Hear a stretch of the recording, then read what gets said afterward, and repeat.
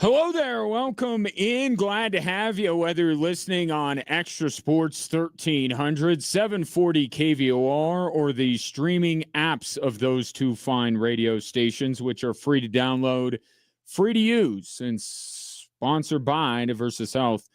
Mental health and well-being for all. It will be a veritable cornucopia of sports topics, as you come to expect from this show.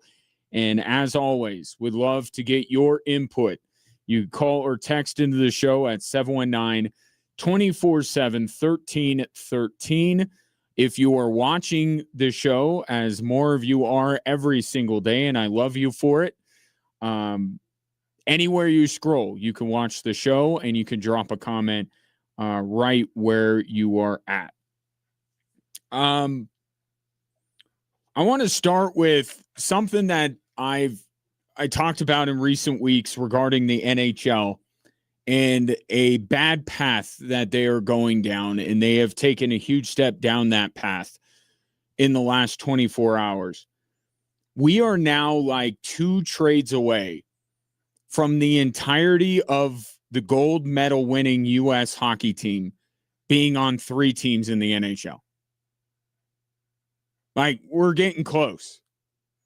Brady Tkachuk has forced his way out of Ottawa and has been traded to the Florida Panthers so he could play with his brother. This after Dylan Larkin requested a trade from Detroit and put, I believe, Vegas, Minnesota, and Florida, those are the teams I'm talking about, on his list of teams he'd be willing to go to.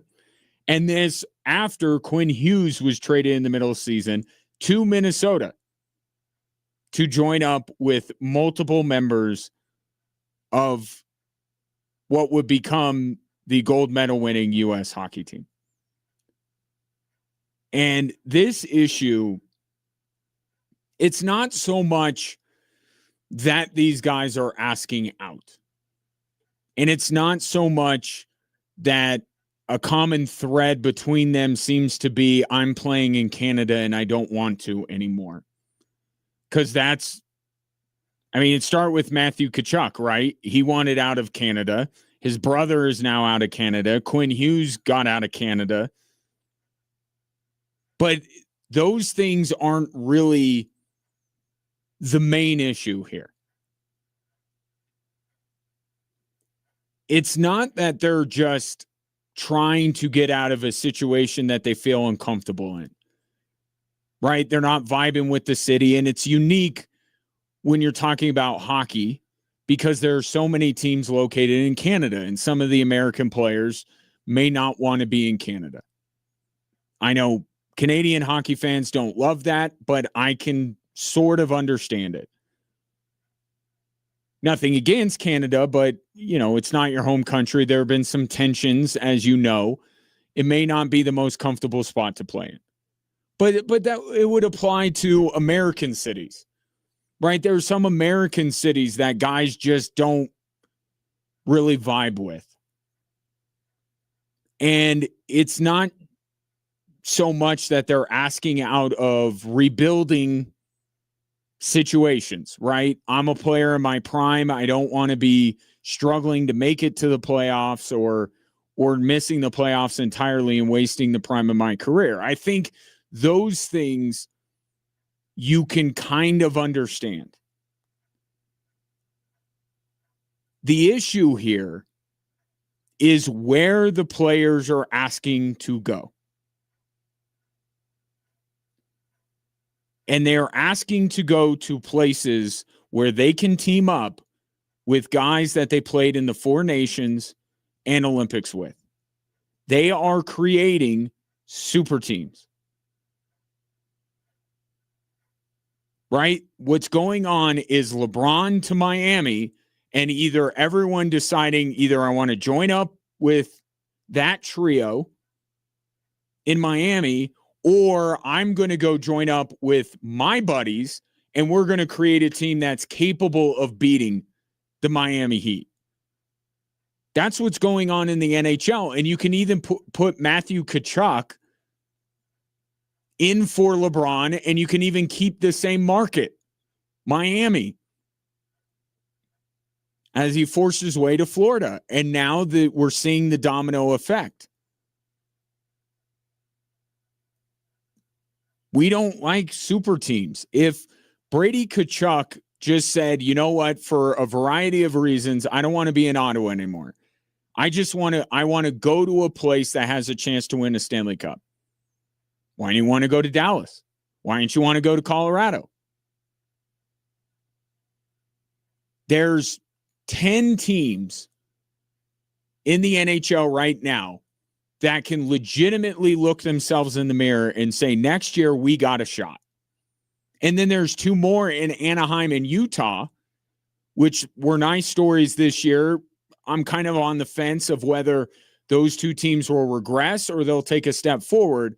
But anywhere from 10 to a dozen teams in the NHL with a hard cap in place can look at themselves in the mirror and say, we got a shot next year. Brady Tkachuk want to go to 3 of them. And why? Because there are members of the U.S. hockey team on them. If Brady Tkachuk forces his way out of Ottawa to go to Dallas or Colorado or Montreal to have a chance to win, I think, yeah, Ottawa fans would still be upset, but I think the regular hockey fan without a dog in the fight would go, okay, I see it. This is a guy, this is a star. He's in his prime, and he wants a chance to win a cup. But it's the same places. It's not just get me to a better situation. It's get me to the best situation. It's taking the easy way out. And that's what we don't respect as sports fans. And because Brady Tkachuk is going from a situation in Ottawa where he's the best player. And some guys aren't built to be the best player on their team. They need help. Okay? That's fine. Why do you want to go to a place where you're 3rd or 4th best on the team? Where's your competitive fire? We want athletes to want to be the guy. Brady Tkachuk isn't even the best player with his own surname on the roster. The thing we like about the national team is, one, everybody's playing by the same rules. Canada picks their best players. We pick ours. Finland, Sweden, everyone picks their absolute best players. And the idea that they're all sacrificing for the biggest prize, right? National pride, winning a gold medal. We're okay with super teams there. It's the nature of it. But when it comes to when they're playing in the NHL, we want all of these guys spread out, battling each other for the Stanley Cup. And you're going to get 2. Maybe if you're really good, and Bill Zito, being the fantastic GM he is, has been able to get more of these guys. The Avalanche, right? They drafted and developed both Nathan McKinnon and Cale Makar. It happens. But when you're manufacturing your way and pigeonholing your team to say, I want out, but I only want to go to these places, that's where our patience runs thin. That's where we don't respect what these players are asking for. They don't just want a better opportunity. They want the best opportunity. And I know not all super teams work. I get that. Everything I just said has nothing to do with necessarily saying Florida is a shoo-in to win the Stanley Cup next year. They're not a shoo-in to win the Stanley Cup. Some super teams, remember that Eagles team that was labeled the dream team? They didn't do anything. It's not guaranteed to work, but the point is you're trying to go there. You're trying to create a super team. It's not so much about state taxes or warm weather or a better life for a single guy or whatever the case may be. It's about trying to stack the roster as much as you can to give you the easiest path to win a Stanley Cup.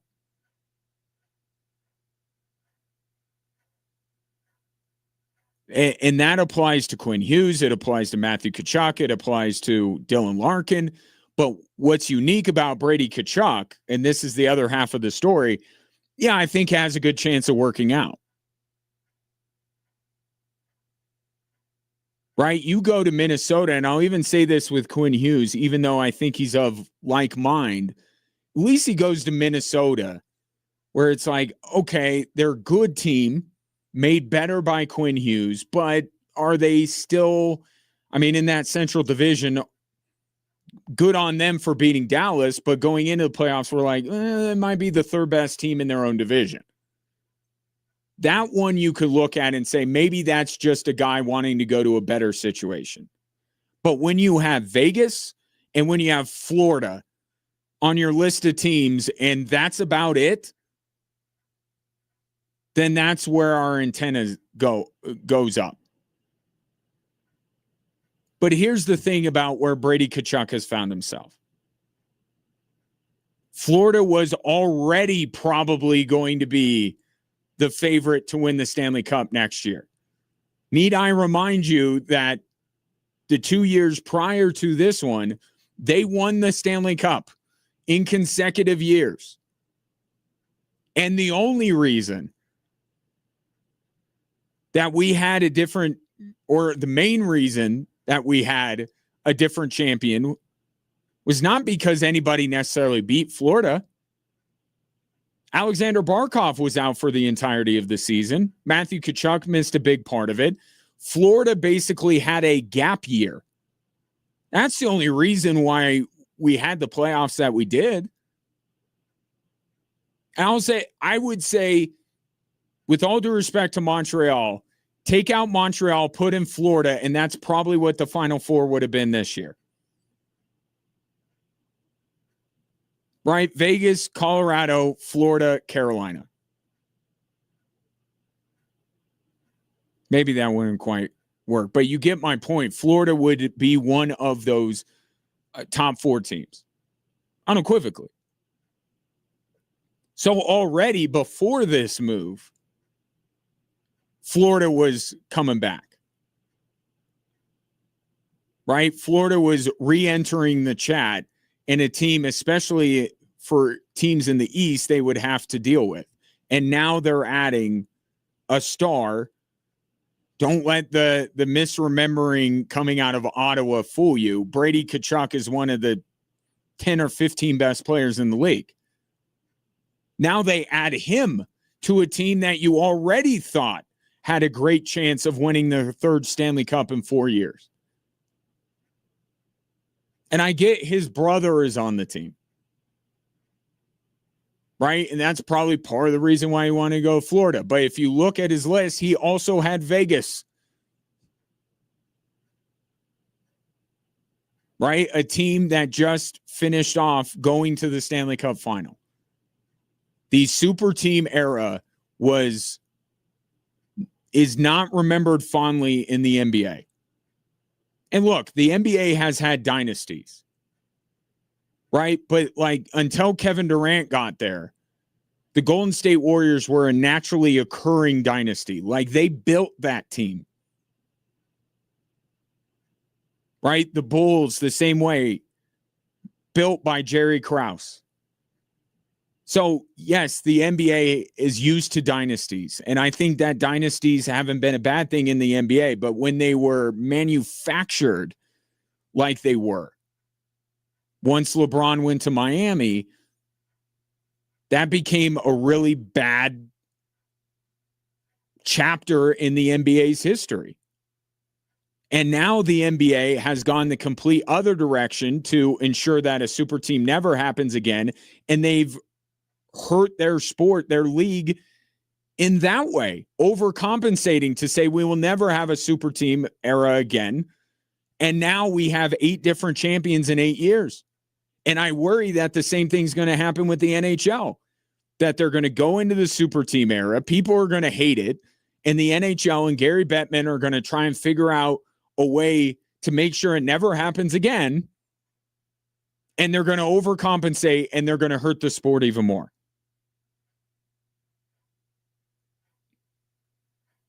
If you're a Florida Panthers fan, not asking you to apologize. Okay, enjoy it. But for everybody else, this is bad.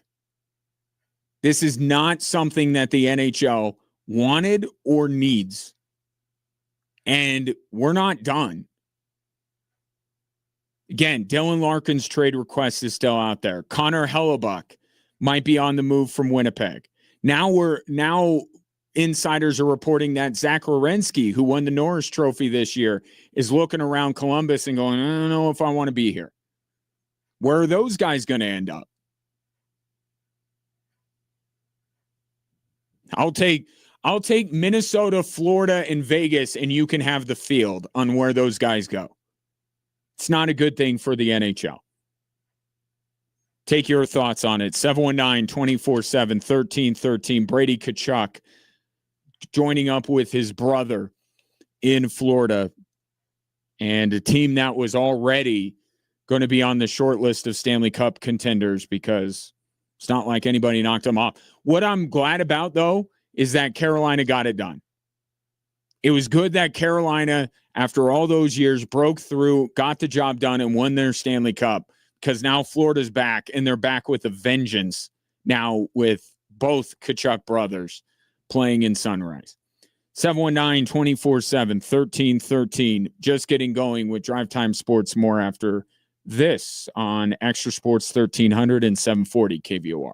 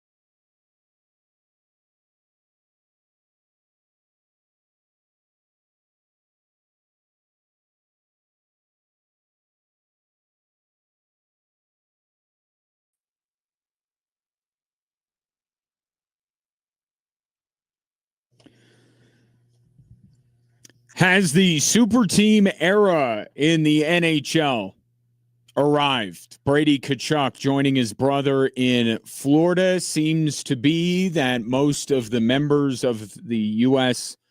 hockey team that won gold would very much like to play with each other as much as possible. Is that a good thing?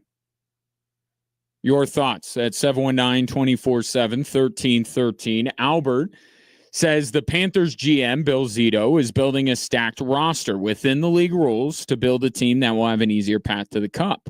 Sounds like he's doing his job better than most other GMs. He may have some advantages with ownership, weather, and state taxes, but they had to put together an organization that would be very attractive to top players in the first place.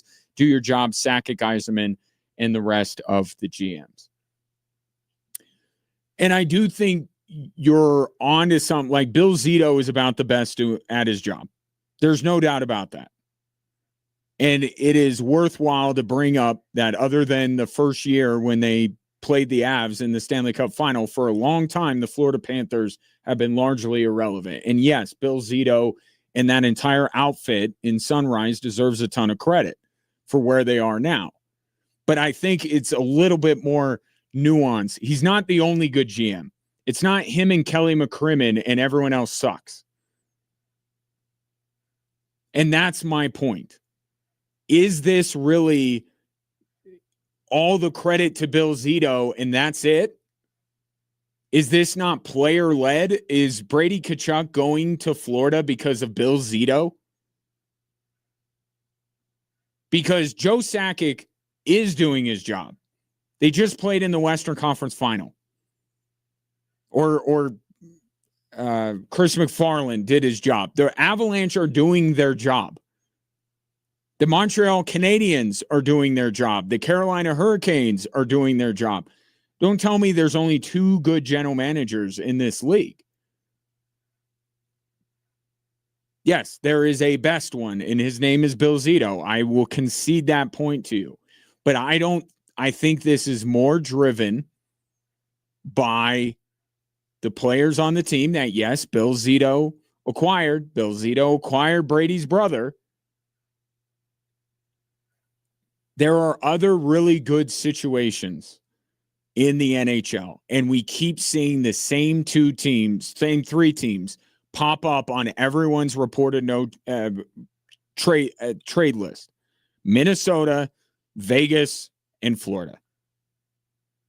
When there are at least 10, as many as a dozen teams in the NHL that could say, hey, if we get Brady Tkachuk, we could compete for a Stanley Cup. And by the way, Ottawa was in the postseason. Weren't they? Like just recently? It's a fine line. I will grant you. It's a fine line to walk if you're a player, because we do look at some players' situations and say, man, they got to get out of there. It's a bad situation. Was Brady Tkachuk in a bad situation? Quinn Hughes was. I think Quinn Hughes, I may be a little unfair lumping him in because Vancouver's the worst team in the league. Right, but I'm not in Quinn Hughes' head, but what is part of his thought process? You can understand it with Quinn Hughes a little bit because Vancouver's such a mess. But there are a lot of really good situations in the NHL, and it seems like these guys want to go to too specifically. And, I mean, it's just like, was Pat Riley just doing his job when LeBron and Chris Bosh went to Miami? Like, you gave credit to Pat Riley for creating something that guys wanted to be a part of. It's like everything else, there's gray. It's not black or white. Brady Tkachuk is not wanting to just go to Florida because of his brother. I'm trying to divvy up the pie, and I'm saying these guys who played for the U.S. in Italy this winter all seem to be of like mind on not only who they want to play with, but where they want to play. And you have a no movement clause, and that's fine, but your no movement clause is not limited to just a couple of teams. Right? It's not 30 teams on your no movement clause.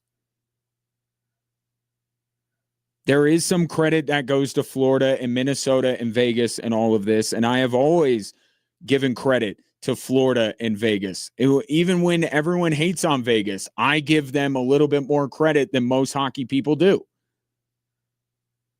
But I see what's going on. Everyone sees what's going on, and it's not just great organization. Trust me. There are more than just two great organizations in hockey.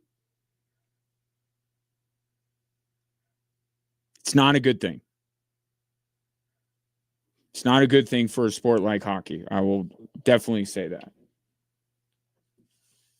Grab this, 719-247-1313. Okay, I'll still take your thoughts on this because I think it's interesting and we may not be done. Like Brady Tkachuk's not going to be the last star that's going to end up going elsewhere. But I do want to shift over here to the U.S. men's national team because we're really in uncharted territory with this team. Back-to-back wins in the World Cup for the first time since the Hoover administration. And we don't even need a third to get out of the group. In fact, we don't even need a third to win the group. Thank you, 10-man Paraguay. The U.S. has their spot in the round of 32 cinched up, which gives Mauricio Pochettino the best problem to have. A match with little stakes where he can have the freedom to rest guys, to play guys in different positions. He has a lot of freedom here, but there are some other factors that have to be taken into account. And how does he handle this roster? Because there is a comparison if you're not a soccer person or you're new to soccer because of the World Cup. This is a little like the 17th game of the NFL season. We see this every year. Teams have their spot in the playoffs cinched up. Do they rest guys? You don't want to risk injury and that kind of debate. It's the same way with the U.S. men's national team. And I think most of the decisions are going to be made for him. It's an interesting topic, and there are certainly a lot of directions that we can go. But I think a lot of these are being made for him, right? If Christian Pulisic isn't healthy, then he's not playing. So there's one guy. Christian Roldan apparently got hurt, so he may not be available. You got the three guys on yellow cards that if they pick up one against Turkey, and with Turkey having nothing to play for, I think they're going to be big-time agitators. I think they're going to try and get under the U.S.'s skin because they're like, we're going to come away with something here, even if it's ruining the U.S. squad going into the knockout round. So you got to be mindful of the three guys on yellow cards. You got to be mindful of the guys nursing injuries. And I think when you kind of stack them all up, a lot of the lineup decisions for Thursday will be made for Mauricio Pochettino. But where I land on this is you can't get, if we're staying with the NFL analogy, the U.S. is not Kansas City. They're not the Buffalo Bills. They're not the Baltimore Ravens. They're not these teams that have been deep in the postseason. They know what it's all about. It's still very much uncharted territory, as I mentioned at the top of the segment, for the U.S. men's national team. And the way they're playing right now, I don't want to lose that. Okay, you got to be smart about it, but I want Pochettino to stay on these guys. I don't want this to look like, remember 2 years ago, the Broncos playing the Chiefs and it's Chad Henne and it's a bunch of guys you never heard of. I don't want the U.S. men's national team to do that. Depth is important. And Friday after the win against Australia, I talked at length about depth and how important it is. But let's be real about what depth is. Okay? It's not every single player on the roster. That's a nice way to put it, but it's really not. So when we say you need everybody, you really hope it doesn't actually come down to everybody. So to me, I'm finding a spot for Seb Berhalter. Ricardo Pepe is probably in my starting 11. I probably try and find a way to get Gio Reyna in there.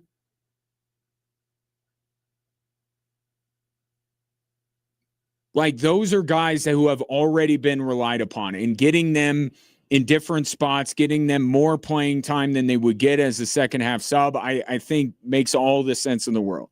But we don't need to go way down the roster here. There's a balance. Tim Weah probably is somebody that needs a little bit more run. So I think that's the balance that Pochettino has to strike here with the remaining decisions that he will have.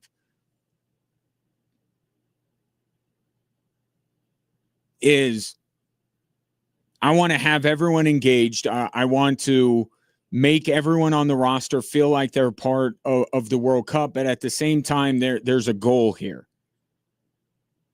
And I don't want the form that the U.S. is in, the mentality that they have, this relentless attacking mentality that they have developed.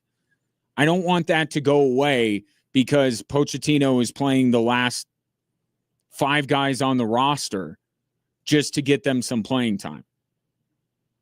So it will be very interesting to see what kind of a lineup he puts out there. But I want Mauricio Pochettino to be able to say when he fills out the team sheet, I can win with this group. As long as he can say that, then I'm good. And as long as he can do the things tactically that he has been doing through these first 2 matches, I'm good. What that looks like, we can debate. Who needs to be in a more starring role? Who needs to be in the starting 11? Who can still be a reserve? All that kind of stuff. There's a lot to get into there. But the U.S. men's national team has such a good thing going on. I don't even in a what you may call a meaningless match on Thursday, a bad result threatens to derail what the U.S. has going. Right? And I don't know what's in the mind of the Turkey A players. Are they going to be motivated? Are they, halfway to back home by then? I don't know. But if Turkey A's going into it like, we got to get something out of this World Cup, and we're going to give everything we got, if the U.S. is fielding a subpar 11, that might not end well. And even though the U.S. is going to go through anyway, I think some of the momentum in terms of perception and excitement and all that kind of stuff, belief, I think that kind of stuff can take a knock a little bit here if the U.S. doesn't have a decent result. Do they have to look exactly the way they did against Australia and Paraguay? Do they have to get those kind of results? No. But I want it to look close to the team we've seen for 2 matches. And there's a way to do it. Like I said, there are guys that you've already relied upon that you can just give more minutes to. You can look the same with Gio Reyna in the starting 11 or Tim Weah or Pepe or Berhalter.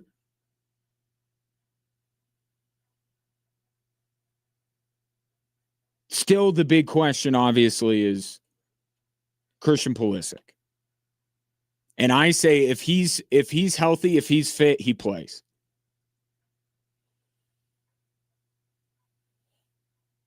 That's why he already missed the Australia match. He was pulled early from the Paraguay match. The guy has barely played. If he's held, I don't look at this as you don't even need to worry about playing him. I think if he's healthy, if he's fit, you play him. Now you can limit his minutes if you want, but I think if he's healthy and if he's fit, he's got to be out on the field on Thursday. Because this team is not going to where they're going to go without him. And I want him in form. I want him ready to go for the knockout round, which could be a little bit trickier than it appears. I mean, it's a constantly changing landscape. And it still feels like when all is said and done, it will be Bosnia, which will be the round of 32 opponent. But right now, as it stands, it could be Ecuador. And that's a little bit trickier.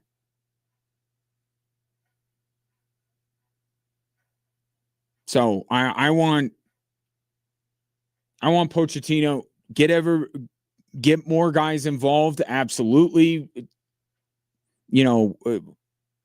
Spare the guys who are on yellow to run into a bad situation where they might be suspended for the knockout round. Like, all of these things have to be taken into account. Absolutely.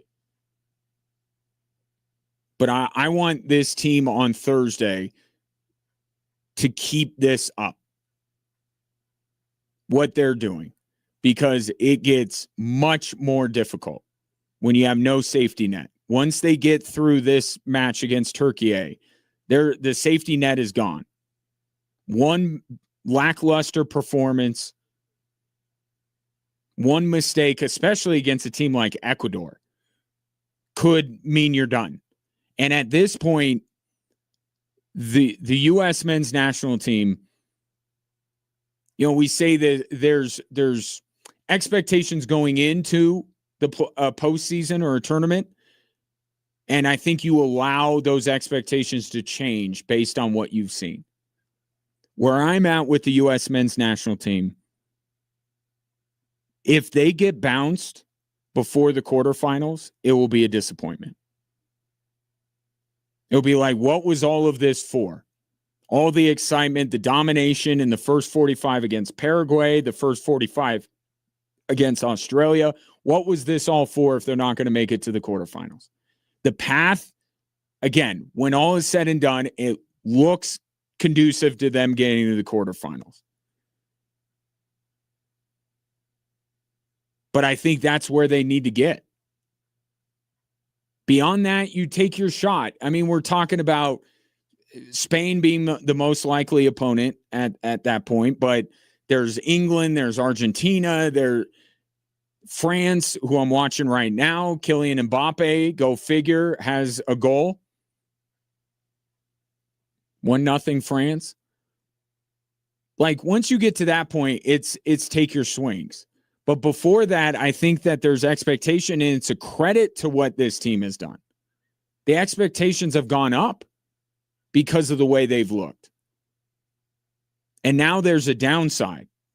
Now they're not playing with house money anymore. I think they got to get to the quarterfinals.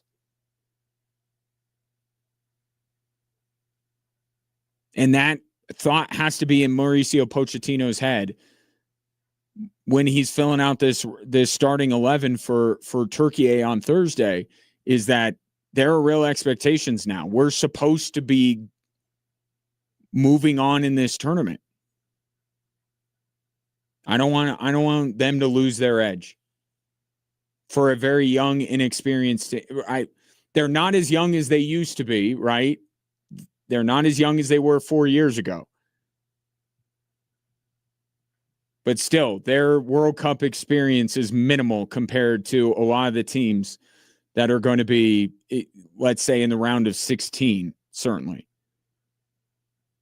So that'll be Thursday night. Much discussion between now and then, and we keep checking on Christian Pulisic, who we have not heard one way or another whether he's going to be good for Thursday, and I don't expect us to find out probably until Thursday what his status is. Take your thoughts, 719-247-1313. With Friday being a holiday, perhaps you were out on Friday and you want to react to the win over Australia, I'm here for that as well. More Drive Time Sports after this.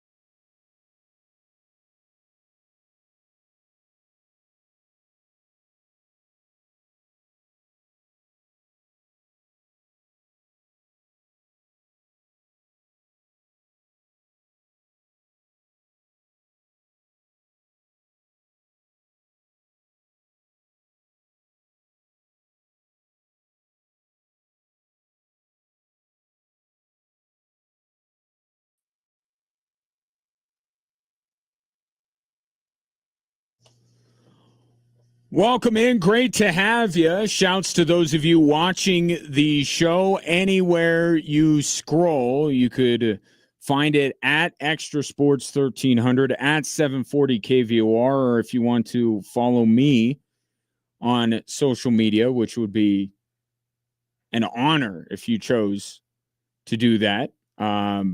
Best place probably to do it is Instagram at GingeWatch. GingeWatch.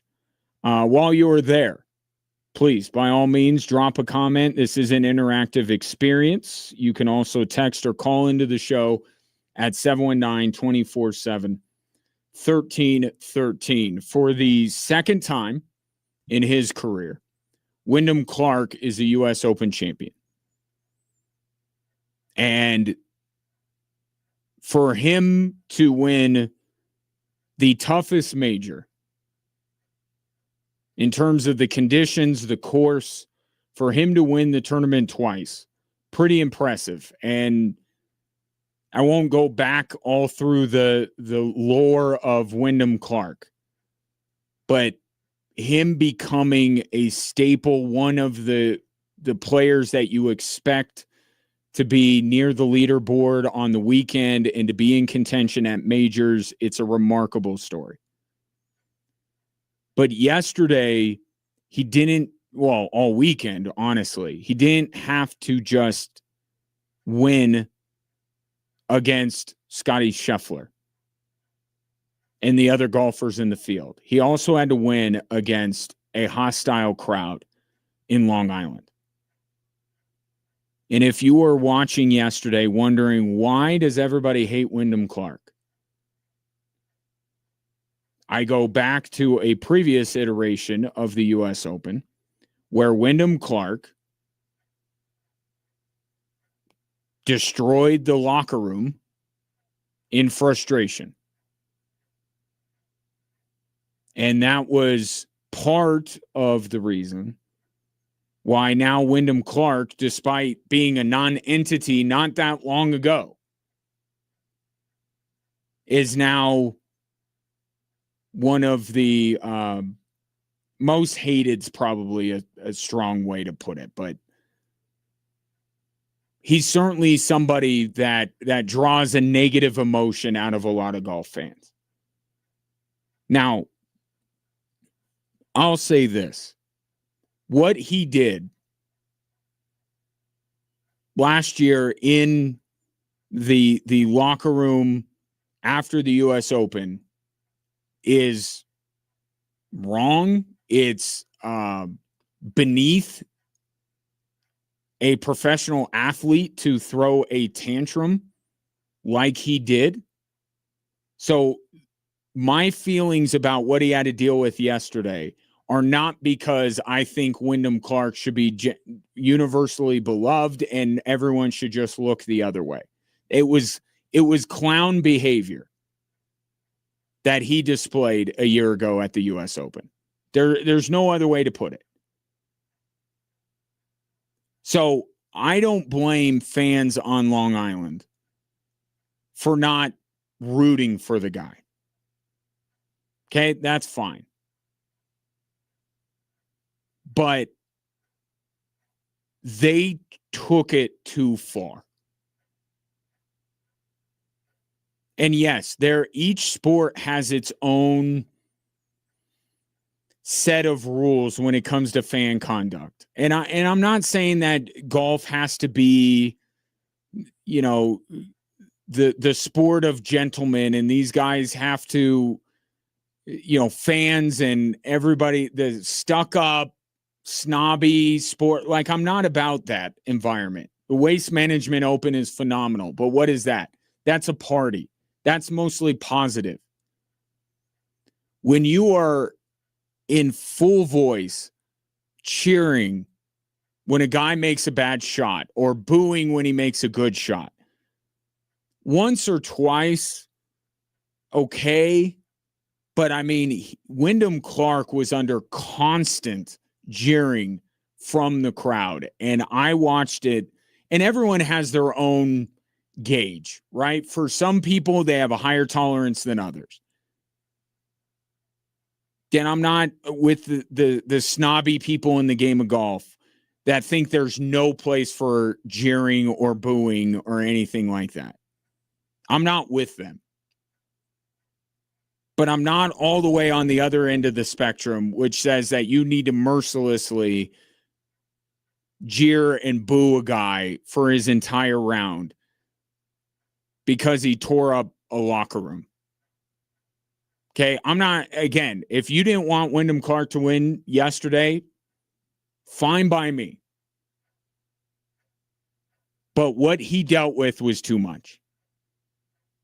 It's the U.S. Open, and he's an American. Right? Like some part of you, again, it doesn't have to be that you're rooting for him, but my goodness, it was like he was in enemy territory yesterday. And it was just, and I'm not going to go so far as, you know, I heard a Golf Channel commentator saying that Long Island golf fans are like a stain on the game of golf. I'm not going to go that far, but like, you've been warned, right? They've been warned in that part of the United States about their conduct. And it got so bad in the Ryder Cup that in a sport, or in a competition that we should be wrapping ourselves in red, white, and blue and wanting nothing good to happen to any of the Europeans, we're like, kind of feel bad for Rory and some of these guys. There's a line, and they crossed it in the Ryder Cup, and I thought they crossed it even more over the weekend. And Wyndham Clark was a little bit slow to go on his apology tour, but I thought the comments that he made right after he won, I thought he handled it very well. Took some responsibility, expressed a desire to win back the crowd. That stuff should have happened earlier, if we're being honest. But at least he was there, and at least he wasn't indignant about the whole thing. Like, I don't understand why everyone's acting this way. He understood it, and deep down, he probably knows that he deserves some of what he got. But again, he got too much. And it does make his performance, I know Sunday wasn't picture perfect for Wyndham Clark, but from beginning to end, it makes his wire-to-wire win in the U.S. Open more impressive. It does. He went into hostile territory and was the guy to beat from the jump, and did what he needed to do in order to claim another U.S. Open. So I give the guy, I be critical of the way he conducted himself last year. And I know there's little things on the golf course that rub people the wrong way that he does. But overall, I think it says something about Wyndham Clark to be able to compete and perform under that much scrutiny, that much animosity coming from the fans there on Long Island. So I hope that Long Island gets more big golf tournaments. They have beautiful courses up there that are worthy of hosting major golf events. Okay, but like, this is the second time now. And if you listen to some golf people, like, this has been a thing for a little while. It's just boiled over in the last couple of years. If you continue to go down this path, some drastic measures may be taken.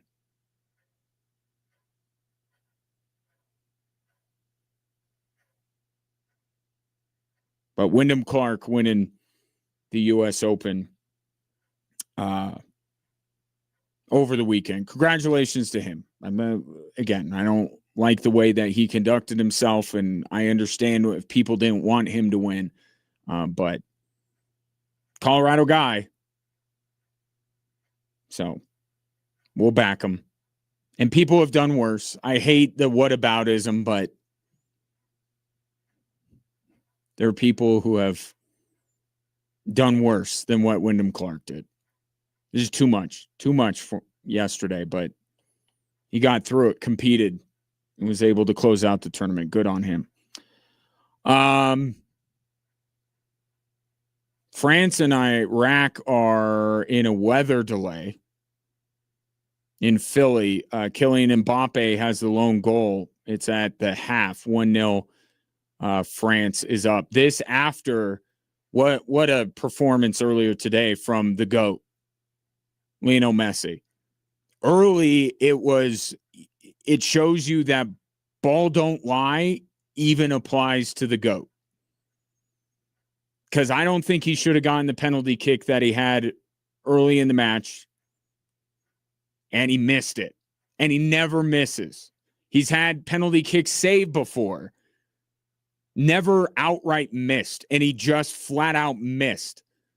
And he came into the match tied with Yaroslav Klose as the all-time goal-scoring leader in the World Cup. Came in tied. And that was going to be the moment that he was going to break the record. And he just flat out missed. It was stunning that he would miss a penalty. But he's not, that was ball don't lie. You shouldn't have gotten that penalty. You missed the penalty, ball don't lie.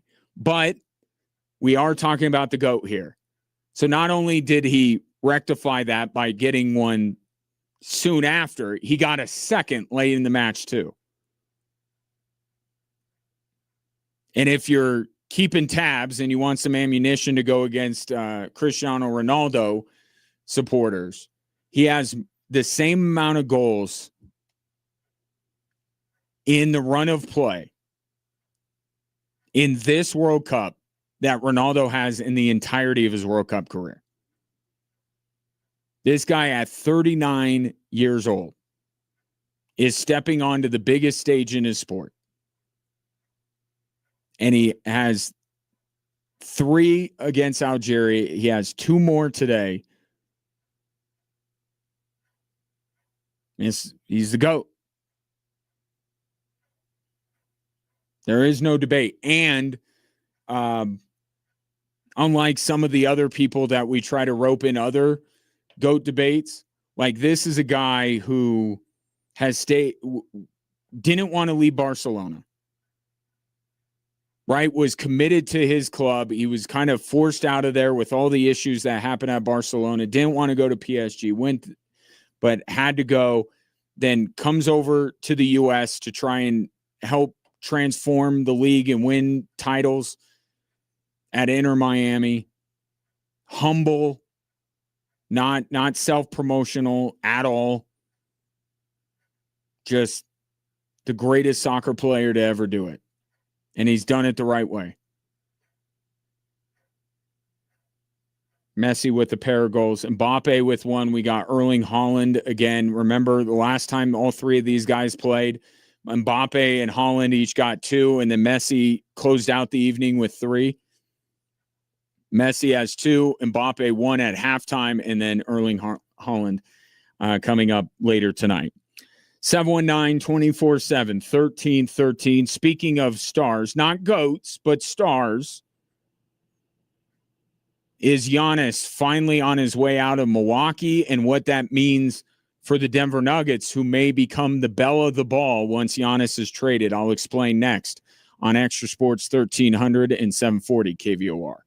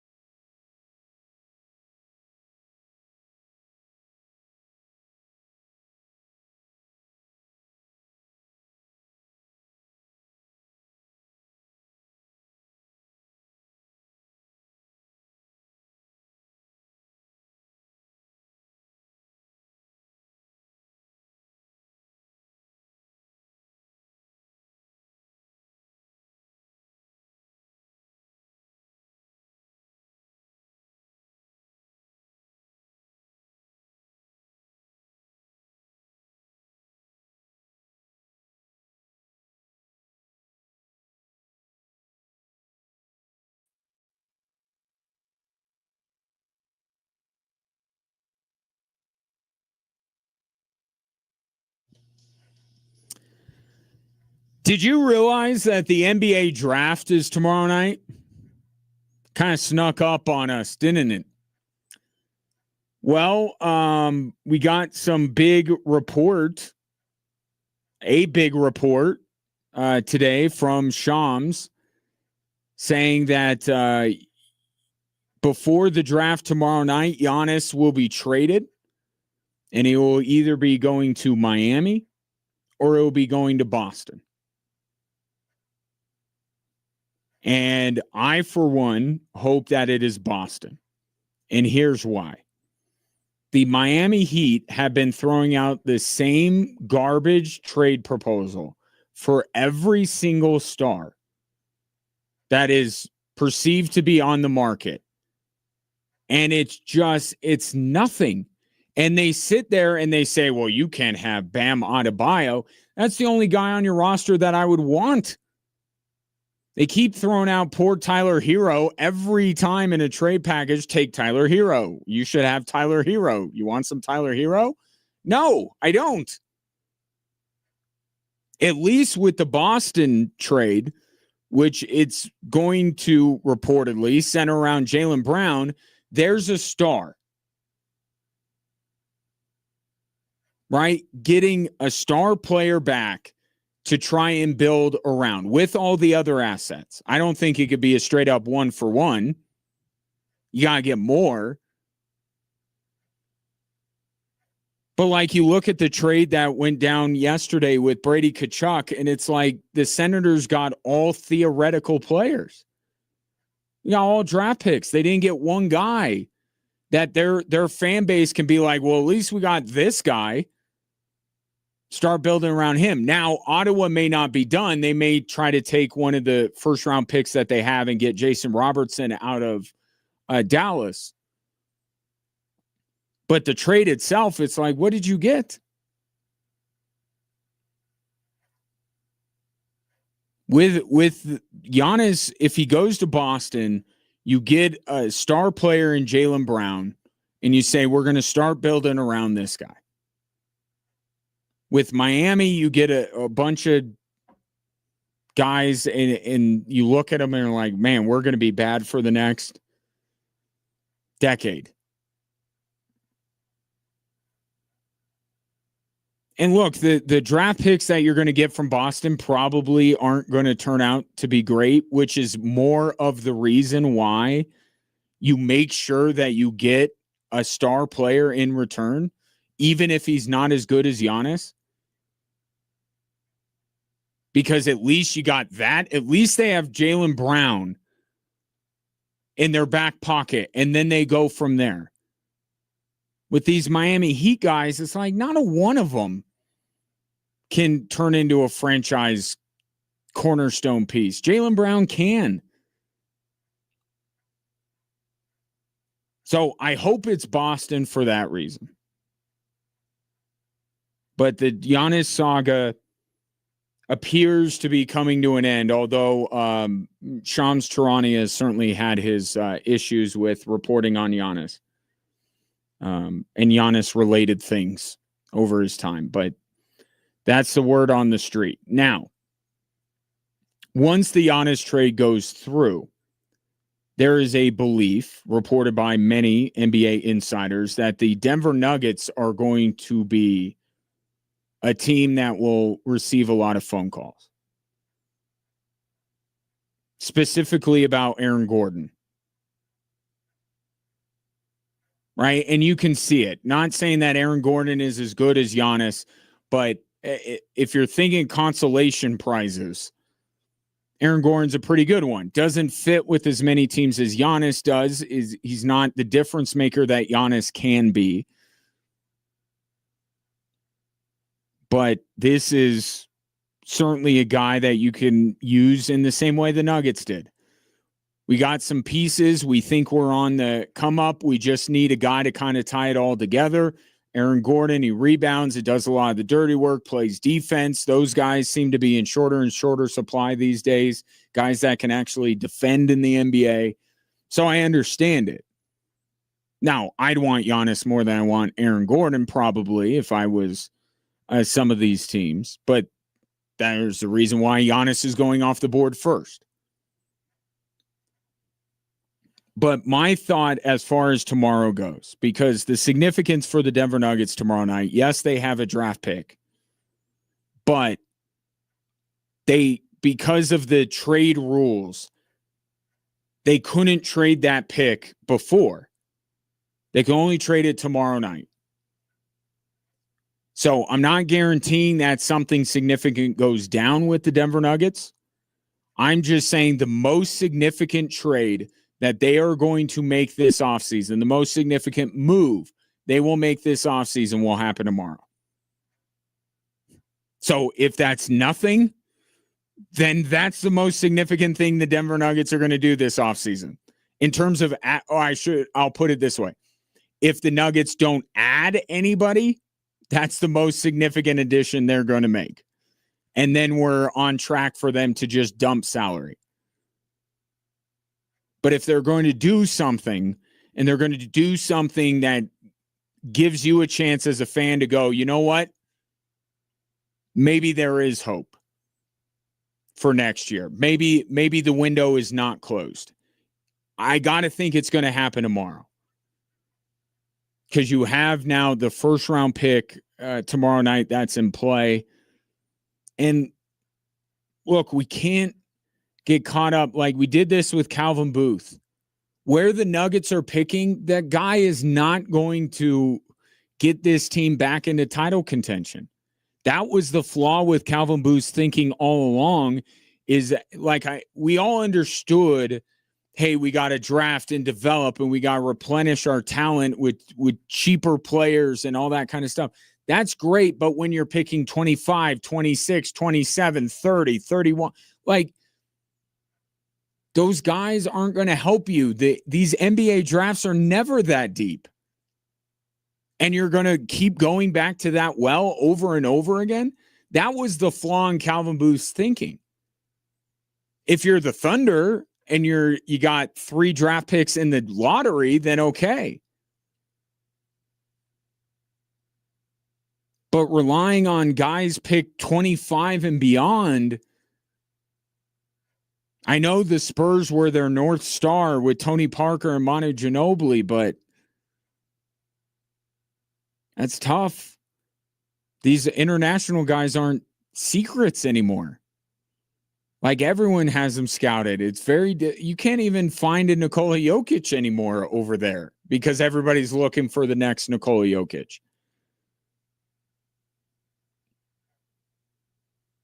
I don't know that the Nuggets had a lot of other options, but relying on guys picked in the 20s, there was a flaw. You had to get it absolutely right, and the Denver Nuggets certainly have not, and they've paid dearly for it. And it's the mistakes that they've made with it, and Christian Brown's the latest. Christian Brown has replaced Zeke Naji as the biggest albatross contractually around the neck of the Denver Nuggets. I see all these trade things with Christian Brown. They're going to get nothing in return for him.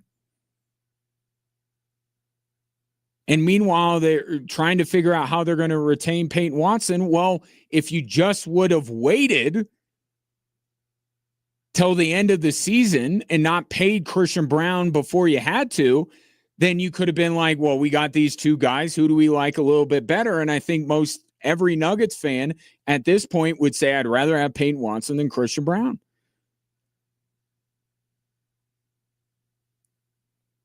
But you know where I stand on this. I don't think that the Nuggets, built the way they are capable of winning a title. And there are guys, I don't want to lose Aaron Gordon. I'd like to keep him. That's why I keep pointing at Jamal Murray. If you can keep Aaron Gordon and trade Jamal Murray and get something significant in return, then I think you can do that. With Aaron Gordon, it's like you're trading one of the guys, and I know he's had his injury concerns, so it's not like he's untouchable, but it's like if you're going out and making a trade to try and bring different kinds of players in, you're kind of looking for more Aaron Gordons.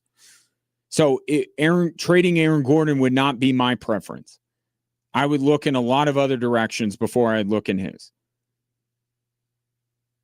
But the fact remains that the Denver Nuggets, if they are mostly status quo in terms of the roster, they're not winning next year.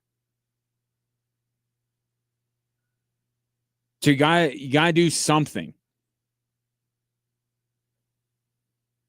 Work your way down the list before you get to Aaron Gordon, right? Christian Brown, Jamal Murray, Cam Johnson. Like, there are other guys on the list that you look to before you go to Aaron Gordon. But look, if Aaron Gordon's going to give you flexibility, if you're going to get multiple pieces in return for him, you got to look at it.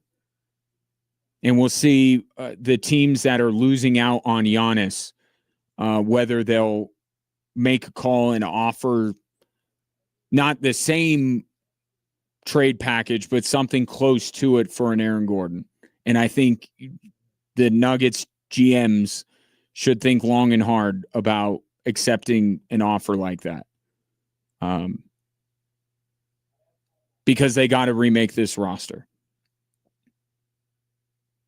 So if the Denver Nuggets are going to make a significant addition to their team, they can make significant subtractions from their team. That's kind of where I think we're going this offseason. But if they're going to make a significant addition, it's going to be tomorrow. Once the Giannis sweepstakes is over and he has his next team, then I think teams are going to start to call the Denver Nuggets. And also, I think teams around the league know what you and I are thinking, that the Nuggets are in a situation where they are looking to shed payroll. So that's going to get the phone buzzing. Could be a very interesting day and night tomorrow for the Denver Nuggets. And they do have a pick.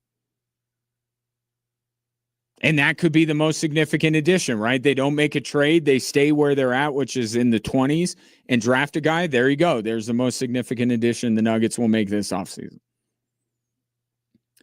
But Shams Charania reporting Giannis is either going to end up in Miami or Boston. For me, I say if I'm Milwaukee, I'm getting Jaylen Brown. And I'm building around him. I don't know that I want what Miami's offering. Take your thoughts on it. 719-247-1313.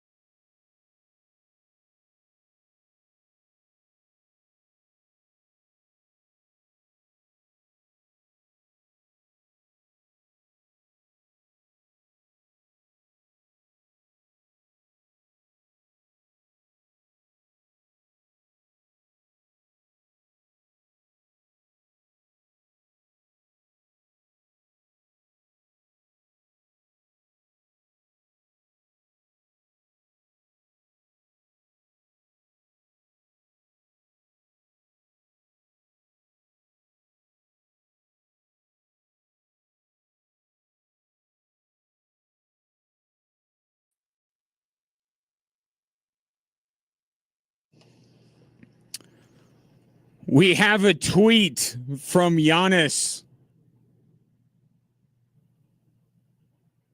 So I don't know, something about trusting God through the process or whatever. He's not saying where he's going, but feels like maybe something is going to break here soon regarding where Giannis Antetokounmpo is continuing his basketball career, and it will bring to an end our long national nightmare until we get the next star player that wants out. And it really is. I know there seems to be a trend right now in the NHL with these guys that played for the U.S. hockey team that are wanting to team up, right? But you could still look at each on a case-by-case basis, and you say, you know what? You gave it a good run where you were at. I don't blame you for wanting greener pastures. Now, where you're going matters, right? Are you just trying to join up and make a super team? Well, the good news for Giannis is that super teams do not exist in the NBA anymore. They have been eradicated thanks to these super stringent financial rules. So wherever Giannis goes, you can't say it's a super team. If he ends up with Boston, they have to give up Jaylen Brown. So it would be a super team if it was Tatum, Brown, and Giannis. It's not going to be that way. So, yeah, Boston will be a lot of people's favorite to come out of the East next year, but you won't look at them like they're a super team. And Miami, certainly not.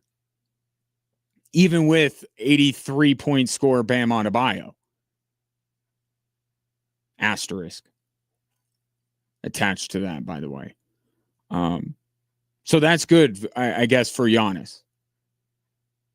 But you look, if you, on a case-by-case basis, you look at Giannis, and you're like, the Milwaukee Bucks have done everything for him. They have remade their roster 3 or 4 times since he's been there, trying to win. And it hasn't been good enough. Good enough to win, but it hasn't been good enough to Giannis. That effort hasn't been good enough for Giannis. So this is a situation where I do feel I'm more on the side of the organization than I am the player. Because I think Milwaukee has done, I'll just compare it to somebody that Giannis played with, Damian Lillard. I don't feel like the Portland Trailblazers, towards the end of Damian Lillard's time in Portland, have done enough to try and support him and allow him to go deep into the playoffs. So that was a guy that I'm like, Damian Lillard, you know what? Yeah, you should go. And credit to Damian Lillard for not saying, well, I got to go play with Bron, or I got to go play with Steph, or I got to go, here, took the trade to Milwaukee. I mean, I know Giannis was there, but that wasn't a super team. That wasn't, him trying to say, I'm only going to go here. I think that's the big thing. Damian Lillard accepted the trade, and it was a trade that ended up being good for the Portland Trailblazers. And I think that's the difference, too. Here is when you force your way to a specific place. And it makes it incredibly difficult for the team that you are on to recoup enough value. Then I think that's where, like, the Ottawa Senators got all draft picks. They didn't get one player from a team that won back-to-back Stanley Cups. There'd be a lot of good players that you could get in return for Brady Tkachuk. They didn't get one. I think that's part of it, too. When it feels like you have your team in an impossible position to where they don't get even close to what they deserve back in return for you. But with Giannis, again, Milwaukee has done so much to try and placate him, to try and build different teams around him to try and help him win. And that effort wasn't good enough. And he kept doing the passive aggressive stuff that LeBron used to pull. And so I'm not on Giannis' side on that. I'm glad that this is coming to an end. But I feel for the Milwaukee Bucks. Other organizations just sit there, Nuggets, and allow their superstar in his prime to just go year after year after year without getting close to winning another championship and just shrugging their shoulders and saying there's nothing we can do. Those are the organizations I don't have sympathy for, where I side with the player and I say, if tomorrow Nikola Jokic wants traded, I can't blame him. He's never going to ask for that. But I would not be critical of Nikola Jokic because I have watched, just like you have, what the Denver Nuggets have done. And I say they're not putting in the amount of work that, say, Milwaukee has done to try and give Giannis a second title.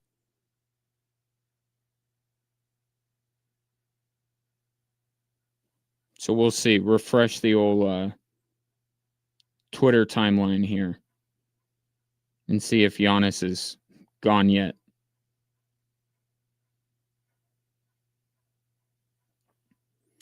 Doesn't look like it. I feel like I would have 4 or 5 tweets in a row if the Giannis news had broke. But back to the NHL part of this super team stars wanting out discussion. If you don't feel like the NHL is entering its super team era and you don't feel like Brady Tkachuk and these guys that played for the U.S. in the Olympics you think it's fine what they're doing. What if Connor Hellebuyck also ends up on Florida? Now, Florida didn't give up any players on their roster, but they gave away a lot of draft picks. If they're still able to pull off a trade for Connor Hellebuyck, then how could you not say this is a super team? Or they get Zach Werenski. And now both of those guys, like Dylan Larkin, had his moment for about 24 hours, and now we got like 5 other guys that are in line in front of him. Reports that Zach Werenski might be rethinking. And I don't even know that all of these guys, that's the tough part about this. I fully believe Brady Tkachuk, because of his brother,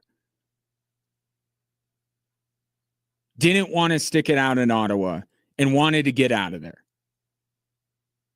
Okay, but you go to like a Zach Werenski, who you've never heard anything about, and now all of a sudden he's contemplating his future in Columbus. Is it because he wants to join up with the super team? Or is it just because Zach Werenski's looking at it and saying, my God, now I can't compete if I'm on the Columbus Blue Jackets and their super teams? And that's the domino effect here. Like when the NBA entered their super team era, how many of the guys that wanted out or took below market value to join up with another contender, was it because they wanted the easy way out? They wanted to just join up with a bunch of great players and be a lesser participant in their success? Or was it they looked at it and like, well, I want to win. I'm loyal to where I am, but I want to win.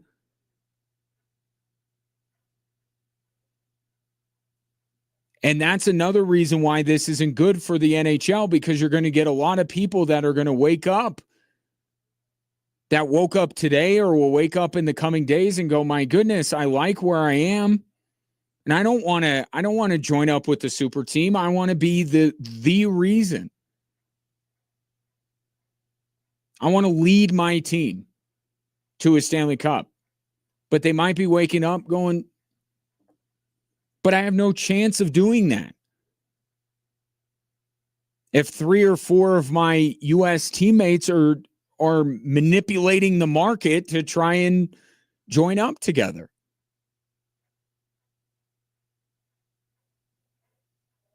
I don't know if Werenski and Hellebuck are ending up in Florida, but if you're on the fence about the super team thing and one of those two guys ends up in Florida, then there can be no debate.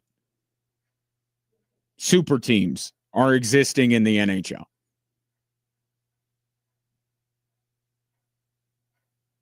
And where would that leave the Colorado Avalanche?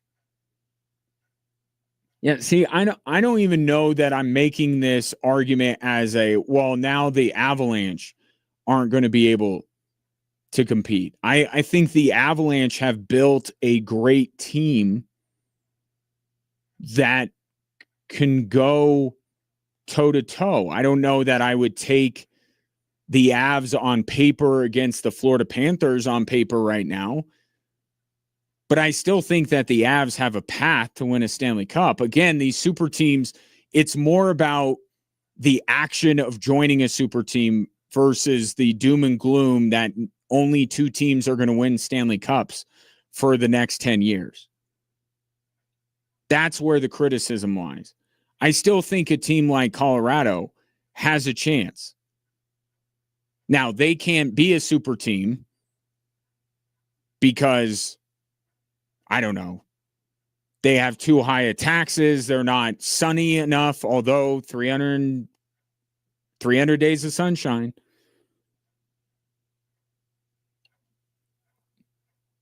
But I think there are still teams, Dallas, Colorado, Carolina, that can still say this sucks and it's not good for us. It doesn't help our chances, but we still feel like we have built a team that can compete. This is not a self-serving Colorado Avalanche now have no shot take by me. This is coming from a place of being a hockey fan and wanting what's best for the game and seeing what happened in the NBA and what a blight on that great league, the Superteam Era, was, and seeing how the NBA overcorrected and maybe made their product even worse because now it's not even possible to sustain success in the NBA. And I don't want the NHL to go down that road. But some of these guys don't want to join a super team, but they have no choice if they, I mean, we all think that these guys want to win. I would hope you could count the number of guys who don't care about winning in the NHL on one hand.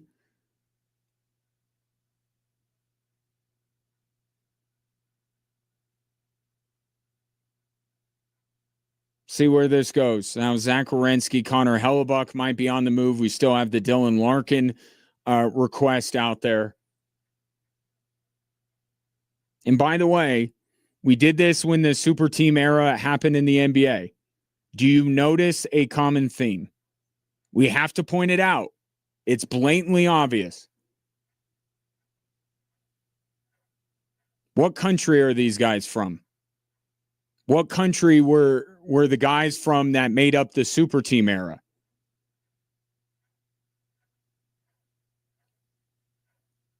Luka didn't ask out of Dallas. Nikola Jokic hasn't asked out of Denver. The guys that used to play for San Antonio didn't want the Parker and Ginobili. They didn't ask out. It was Bosch. It was LeBron. It was Paul George. It was Anthony Davis. America, America, America, America. What about in the NHL? Cale Makar's not asking for a trade. Nathan McKinnon's not. Connor McDavid's not. Connor McDavid would be one of the guys that you'd be begging, please ask out. This organization is wasting you. And now they're going to hire Mike Babcock. Connor McDavid, please ask for a trade. Nope. He's sticking around. Leon Draisaitl, sticking around. Matthew Tkachuk, American.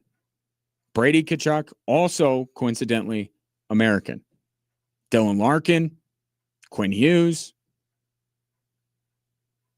That's not great. Seems to be an American problem in both the NBA and the NHL.